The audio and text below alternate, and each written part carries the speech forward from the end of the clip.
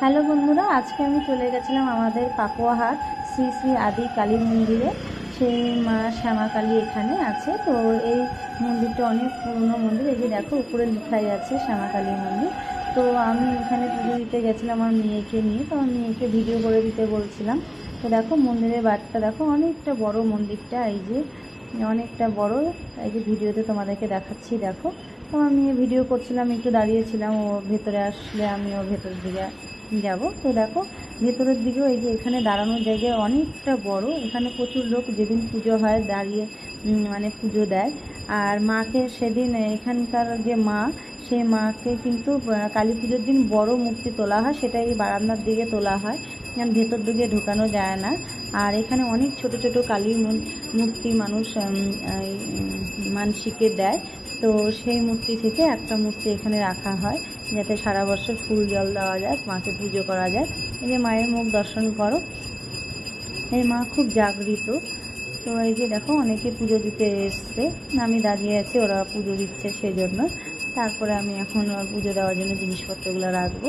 তো ওদের হয়ে এসছে দেখছি। তো এখানে প্রতিদিনই লোক যায় পুজো দেওয়ার জন্য, যার যখন ইচ্ছে তখন। আমারও আজকে একটু মনে হলো যে মাকে একটু পুজো দিব, সেই জন্য চলে এসেছি। তো ঠাকুরের চরণে আগে জল দিয়ে মায়ের পা ধুয়ে দেওয়ার পরে এই যে এখন সিঁদুর মাকে কপালে ঠেকিয়ে দিচ্ছি, মায়ের হাতে চরণে মহাদেবের মাথায় চরণে এগুলোতে দিয়ে দেবো। আর আমি শাড়িটাকে একটু ভালো করে গুটিয়ে নিলাম, কারণ প্রদীপ জ্বালানো ছিল, আগুন লেগে যেতে পারে সেজন্য। তো এই যে আমি এখন মাকে সিঁদুর দিয়ে দিচ্ছি।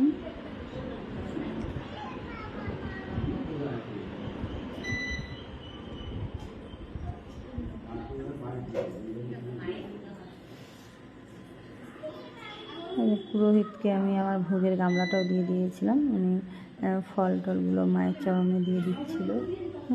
তারপর এই যে আমার সিঁদুর দেওয়া হয়ে গেছে।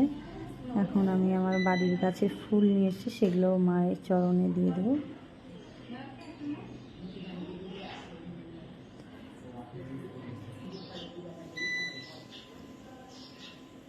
এই যে মাকে ফুল দিয়ে দিলাম চরণে।